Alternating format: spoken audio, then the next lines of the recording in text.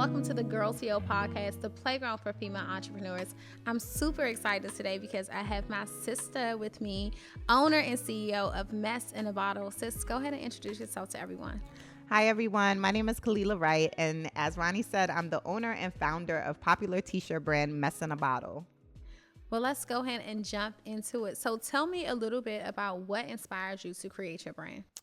So Mess in a Bottle, we started in 2016, shortly after the Freddie Gray uprising in Baltimore. So Freddie Gray, an African-American male, he died while in police custody. So this really prompted me to want to give a voice to the voiceless. I wanted to do something within my community.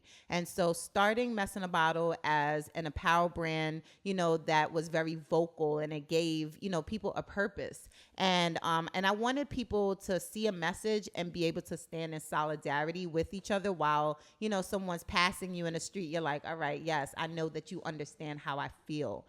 So Mess in a Bottle was really birthed during a lot of chaos. But what better way to connect with people than with messages?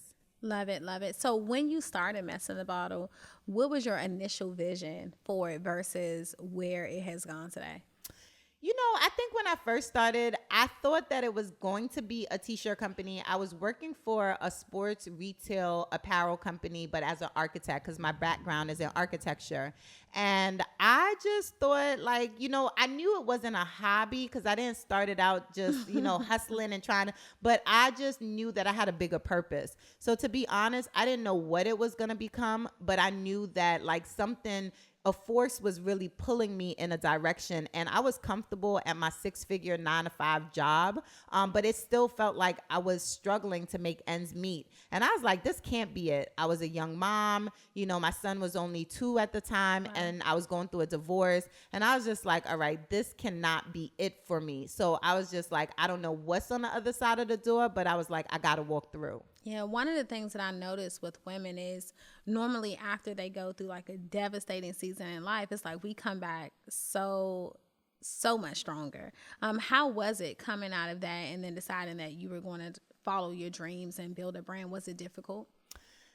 I think going through a divorce, I was building this brand in the midst of all of the, just like with the riots and the uprising, in the midst of the chaos. So I think for me, I just knew that, again, this purpose, this thing that I had to do, it was bigger than all of the bullshit that I was going through and all of the bullshit of the world and what was happening around me in my community. And I just, I stayed focused. And I just told myself, make it 1 year and make this business enough for you and your son to survive. I told myself, keep a cell phone on, be able to feed him, and keep a roof over my head. And those were the only 3 stipulations. And everything else, I was like, if I got to stay with a friend during this time, that's what I was going to do. And so I think that I've always been super motivated, dedicated, and, and I don't think that there's anything that I think I can't do. So for me, this was just another one of those. So even though I was going through this tough time, I think that I just continued to show up for myself, and that was important. I love it. One of the things that I love was the fact that you started your brand while working in corporate America. And right now on Instagram, everyone's like, quit your job, fire your boss, I'm out of here. And I get so many entrepreneurs that ask me, Ronnie, when do you know that it is the right time to leave your job? So today I'm gonna ask you that question. Sis, when did you know that it was time for you to hit it? So this is what I tell everybody on social media. Your journey is your journey. Don't go off of my journey. My journey is super different. And I might be comfortable with a repo, with an eviction notice, with things that and when I say comfortable, it's not that I was okay with it, but I was willing to take those risks. And because I just knew that I would be able to repair, I knew that when I jumped out the window, I would eventually fly. And not everyone is comfortable in that state. Yeah. Some people break down and they're like, look, I can't have even a late notice come in, and it's difficult. So I think for me, I remember reaching out to a friend that was an entrepreneur at the time. And I said, hey, I'm ready to leave my job. I don't know, and this was just, Mess in a Bottle was probably 1 month in. And I was just because I was trying to at night Hold on. Did you say after 1 month? After one whole month. Girl but I'm going to sales. tell you something. I'm going to tell you, and as I said, I'm not the person encouraging anyone to leave their 9 to 5. Do what's comfortable for you. Mm-hmm. And so when I was a month in after launching the company, I said to my friend, I'm like, because at night I was trying to raise my 2-year-old by myself. Yeah. And then I was trying to do t-shirts at night. I was hustling, running to the mall on the weekends, trying to get it made. And it just didn't make sense. And I was like, okay, there has to be a better way at this. And I called a friend and I said, what can I do to launch this? And, when do you think I should leave my 9 to 5? And they gave me stipulations. They said, raise $10,000. Do you have this much in the bank? Do you have this? And I was just like, dang, I don't have any of those things. And I was like, I don't think that, and I just told myself it's either now or never. Wow. And I gave myself those stipulations. If the business makes you money, I said, if it doesn't make you money, the worst thing that can happen is you can go back to being an architect. Okay? Because I had my education and I had my knowledge. And that was something that no one could take from me. Now, make sure y'all caught that part because sis was already making 6 figures. And she has her knowledge. And it's a little different. Right. It's a little different. We just got a smidge. Just a smidge. We got to make sure, in perspective so people understand. But I told myself that. And I said, I know how to survive. I'm from Brooklyn. I'm from the streets. I understand survival. So even when I left my 9 to 5, I did still do odd ends. I was working Uber. I was driving at night in Baltimore City. Wow. At my son would fall asleep and I would drive at night. And that's to build this business wow. And to sort of make sure that we were good, that rent was paid and that I kept a roof over our head. And, and so again, it's all about the sacrifice and it's all about the uncomfortable state. So, that's what I continue to encourage people. It's your journey. Yeah. And that was just part of my story. If you decide to stay at your 9 to 5 and make sure that you save a little every paycheck so that you're comfortable, that's what you do. Don't let anybody dictate to you how but I know for me, if I did not jump, that I probably wouldn't have been here today. A year after I left my 9 to 5, I was on TV with Mark Cuban. Wow. And that wouldn't have happened if I was still at my 9 to 5. It wouldn't, because my hustle was different. Because my back was against the wall. I knew that there were certain things I had to do. So I was hungry. What got you in that room? Let me tell you, what got me in a lot of rooms is the fact that as a founder, I have the type of mentality where you spit at spitballs on a wall, you spit through a straw until something sticks. Okay. And no, it's true. I read a book. It's called The Messy Middle. And the book said that. It says there's founders who will just continue spitting at the wall and something's eventually going to stick. And for me, one of my girlfriends, she was on a TV show and it was the Harry Connick Jr. show. And she said, hey, girl, they're doing a casting call. They have an entrepreneur. I don't know who's going to be, but you might be a good fit. And I've only been in business for a year at that point. Wow. And I was like, I'll interview. And, and I did. And they called me back. And I said, oh, shit, they about to fuck up and have me on TV. On national TV at that. Okay. I got a nasty bob wig because I wasn't ready to show off this low cut.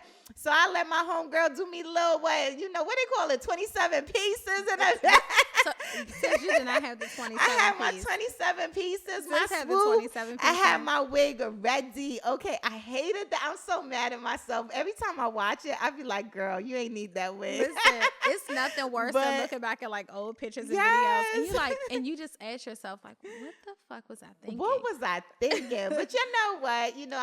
I was like, I don't know if America is ready for this black girl. So, I ended up, they picked me and the day before. And of course I love Shark Tank. So, Mark Cuban was one of my favorite entrepreneurs. So the minute they said that I was going to be on national television with Mark Cuban, I was just like, wow. And this was a journey and I was able to even, ask him important questions about my business on national television. And one of the advice and things that he said to me on the show was remain as a t-shirt company for 5 years. He said, anything you want to do, let the world know who and what Mess in a Bottle is.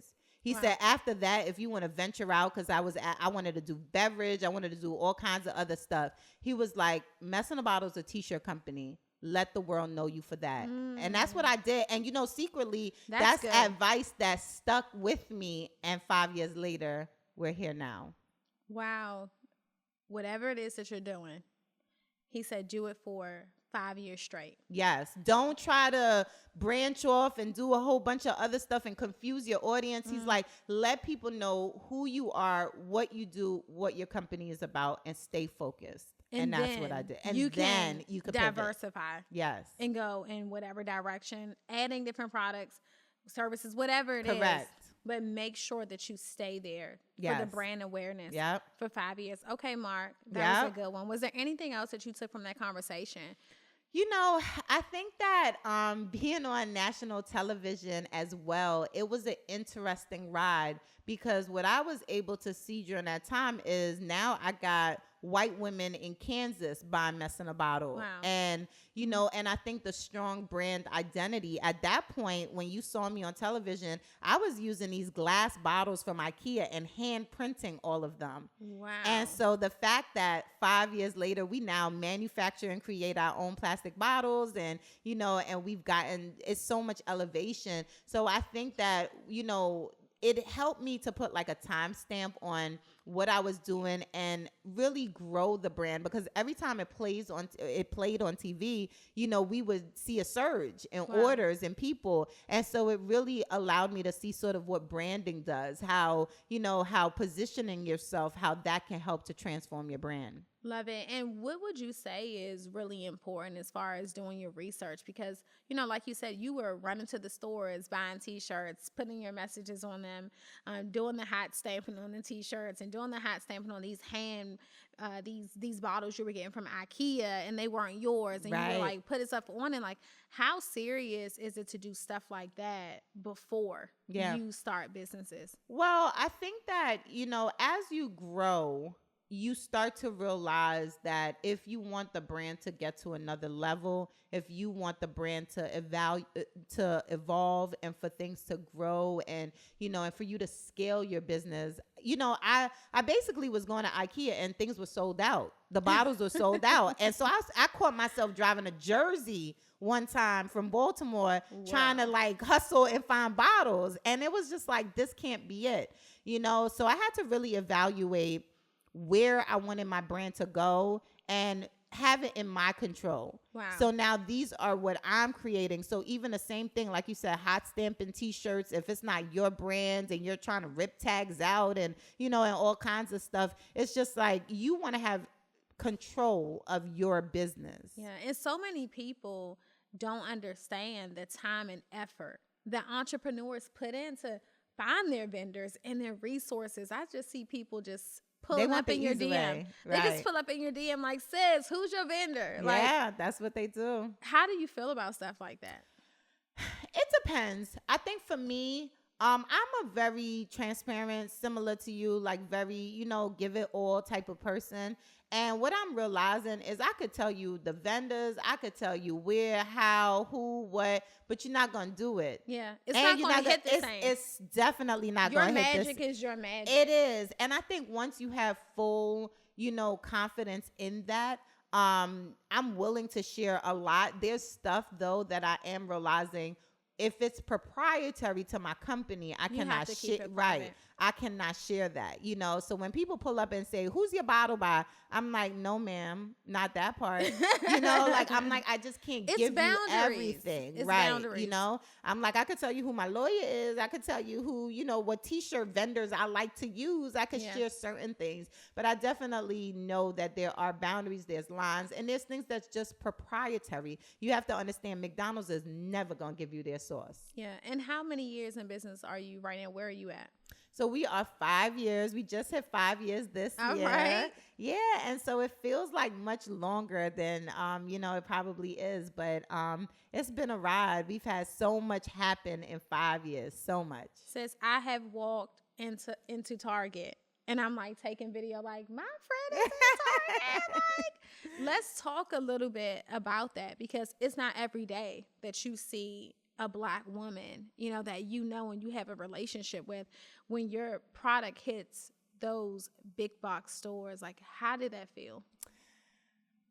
It was happy because I know how much of a sacrifice that it took for us to, you know, get here. And so the biggest lesson I've learned with even brands and, you know, major retailers like Target is Target came and knocked on my door. I didn't knock on Target's door. Wow. And a lot of these opportunities, working with BET, working with Black Enterprise, working with Essence, you know, like they've saw me. I've been vending by myself. I've like struggled. My son and we've been on the road together, and I've just continuously showed up, even on the days when I didn't want to. And I think that is the reasons that, you know, companies, I had no idea like Target was checking for me. And so that's what I was going to ask you. Like, how we have so many women that are going to watch this podcast and listen to this podcast. How does that happen? You know, because no one tells the secret. Everyone's like, yeah, I'm in Target. But then I hear like getting in Target is not easy. Right? It's hard. What does that process look like? And how do you get the attention of a brand like Target? So I would say working with Essence for a couple years, you know, Essence works with big retailers, Target, they work with Walmart, they work with, you know, so they've positioned themselves as a Black-owned business, and having Richelieu Dennis, you know, kind of drive some of this traffic and attention to Black women brands.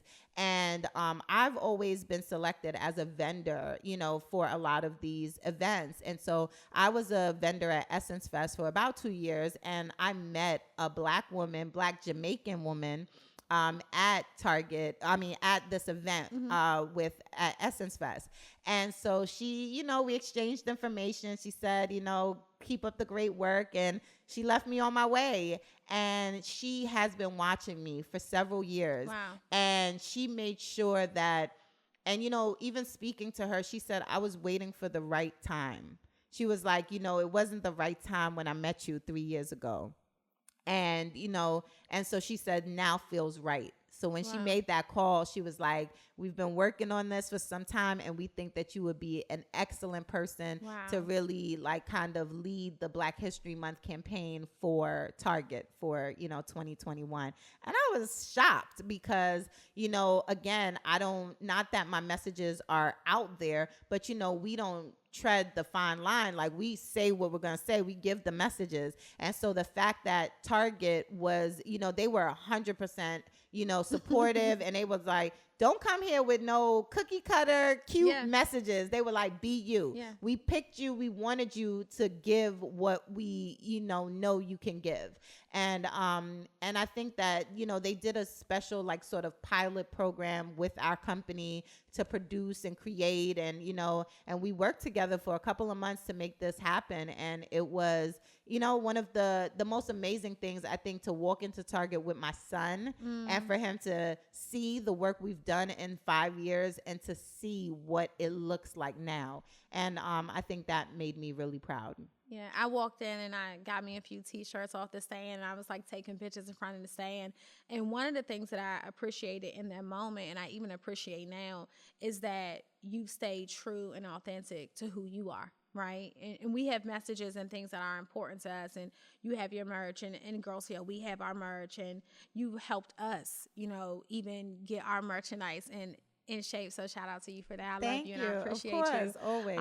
But one of the things that I noticed about even you being in Target is the fact that you haven't tone switched in your messaging for certain products to go into certain stores. Like, even we're shooting right now, and the merch is like, outgrow your own bullshit.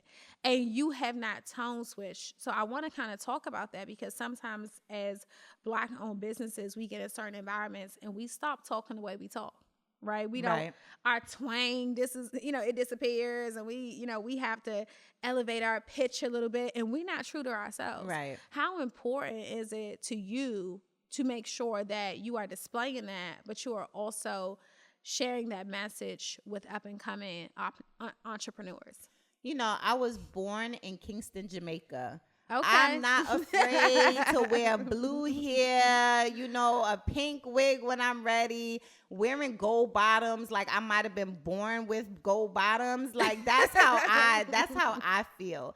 And I've been in an environment for many years, like in architecture, where, I've had a lot of white males kind of tell me I don't look like an architect. I don't feel like a designer. I don't, and society and sort of America tries to tell you what you're not. Wow. And so for me, I think that it's been really important for me to kind of push this narrative that I can be whoever the fuck I want to be. Yeah. And you can't tell me just because I have gold bottoms in, or you can't tell me because, I'm the girl from Brooklyn and I act like whatever, or that I rep Baltimore or whatever, that I can't be her. I think one of the things that I gained working at a large sports retail company, I worked for Under Armour for many years. And Kevin Plank, he used to do these major events where, he would do town halls. Wow. And I remember looking up one day and saying, I want to be that. I want to drive my company. I want a $1 billion company. And there's nothing stopping me from doing that and being that. And that's kind of the motivation. And, and that's the energy that I bring.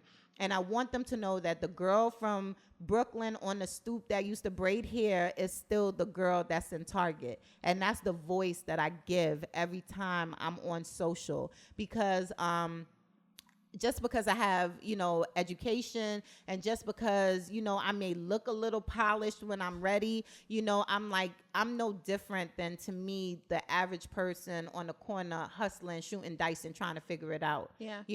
My hustle just looks different.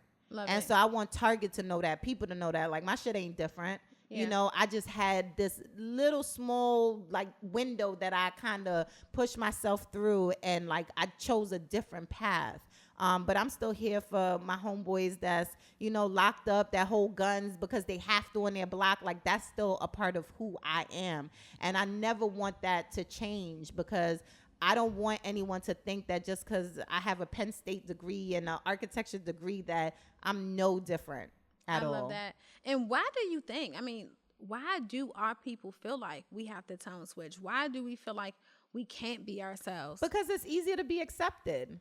It's easier, like, I think a little bit of mine is it comes from art. Like, I'm an artist. So I think artists, whether you're black, whether you're white, whatever, like, a lot of artists, like, they get hated on because they got the pink hair. They got the punk rock look, so they got the tattoos all over their body. So they've already, developed some type of discrimination, in a sense where people feel like, oh, gosh, they're coming into the space, So I think, like, I try to give a little bit of all of that. Like, I encompass all of that. And so I think it's easier to be accepted. But what I learned through my journey when I was working as an architect and stuff, it's like, I think that I wanted to be accepted in the architecture world. And it was funny because the minute that I sort of crossed over and started creating and saying messages, people were like, oh my God, that is so good. And I was like, really? I'm just saying what I normally would say. And I was like, damn, look at that. Like, for all these years, I was hiding or trying to be something that I'm not. And the minute that I, like, let loose and I'm like, it's me, the world loves me for it. So it just makes me more and more like I try to make sure to the core that I'm being who I am. Yeah. And I think so many of the women entrepreneurs especially need to know and understand, because the biggest question I get is, Ronnie, well, how do I stand out? Well, you stand out by being yourself. Right. Because, baby, if there's one thing that no one can do or be, is you. Correct. No one can do you the way you do you. Right. So I just think it's really important. People are always trying to find ways to be, like, so unique, so different, like, and outdo the next. I'd be like, all right, if y'all do one more gender reveal and, like, jumping off a lake into a boat, helicopter, we don't need to. Like, you can be, simply yourself, simply beautiful, simply, and that's what I try to exude for me. I'm like, I embrace my own beauty. I embrace, like, what I do, how I feel. Like, I'm just trying to to be me, and that's it. And I create my own magic. If nobody's looking, if nobody's watching, I'm like, I feel like the most sexiest, beautiful, quirky person in the world. And that's all I strive to be. Yeah. And people see you now. You have a beautiful store, and you're working with Essence, and your brand is in Target. And it's just crazy because this is just you starting and saying, I am going to start a t-shirt brand. But let's talk about some of the trials and some of the things that you experienced. Was there any moment in this journey where you were like, I don't know if this is going to work, or, I'm done with this? Because I think that on the outside, people just think that we wake up every day. Right. And we're superheroes and we love what we do, and you're happy. And what would that moment, if we had to go back to that moment where you were just like, man, this is it? So, I mean, the biggest moment, so about 2 years ago, I was in an armed robbery here in Baltimore. Whoa, okay. Let's get real. I know. And I'm like, it's one of those that, there's always a message in the situations. And so I was in an armed robbery. I opened my very, very first shop, which is like 1/4 the size of this shop. And, I was in my store, and it was an armed robbery, and it was one of the most devastating and real, it did a lot of mental damage. Wow. And, and so for me, I remember, like, I was just like, I have a child. My son is only probably 4 at the time. And I was just like, I don't need this.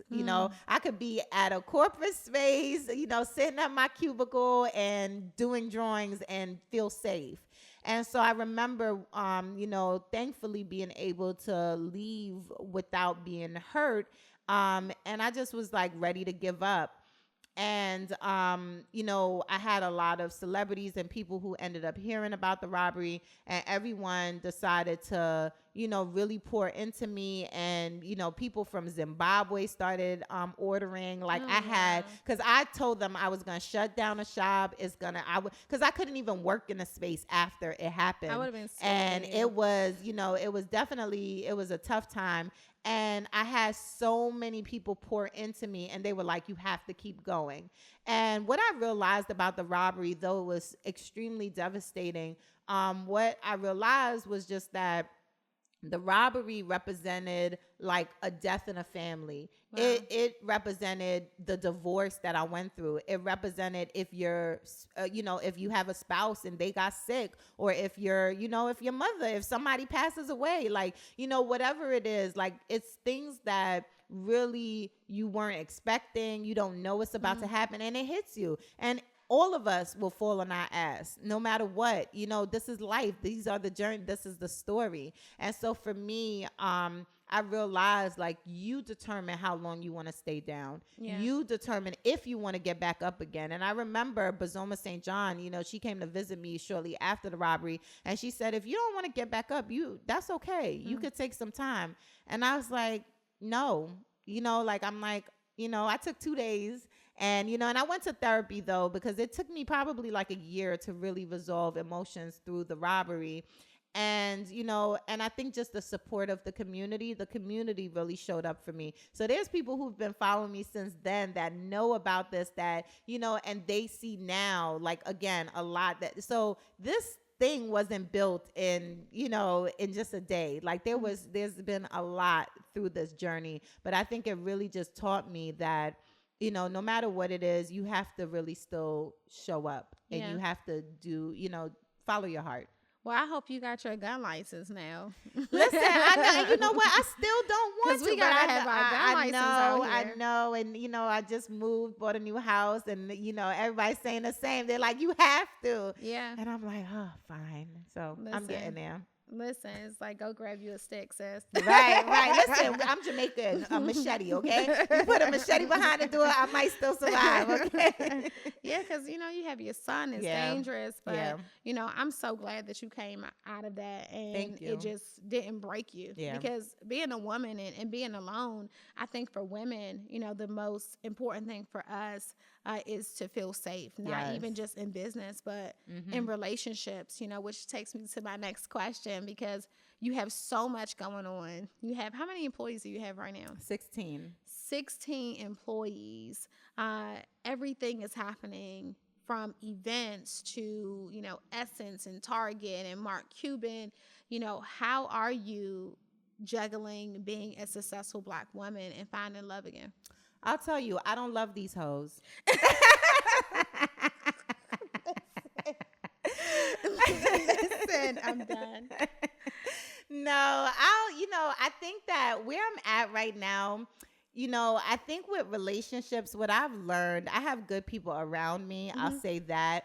But I am in a space where, truthfully, when I was trying to like date and on these apps and all these other things, I was just so like, you was on a dating app? Girls, look, my friends would be like, why is messing a bottle thinking that you could just be on these apps swiping? They're like, no. What app was you on? Look, don't even get me. I definitely wasn't on Plenty of Fish. Like that was, and I wasn't on nobody Tinder. My mama is on Plenty of Fish. Look, I cannot. These apps, they not real. They just not real. I can't. Like the people cannot. They out here playing.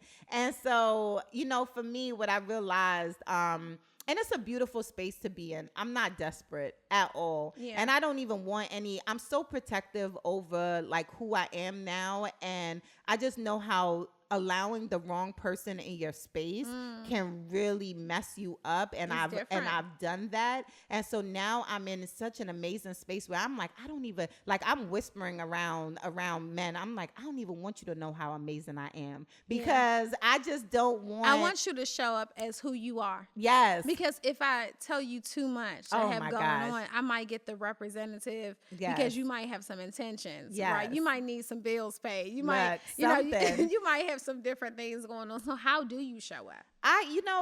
So it's real funny, because I'm telling you, if somebody's like hitting on me, like a guy has to really be like, sis, I want to take you out.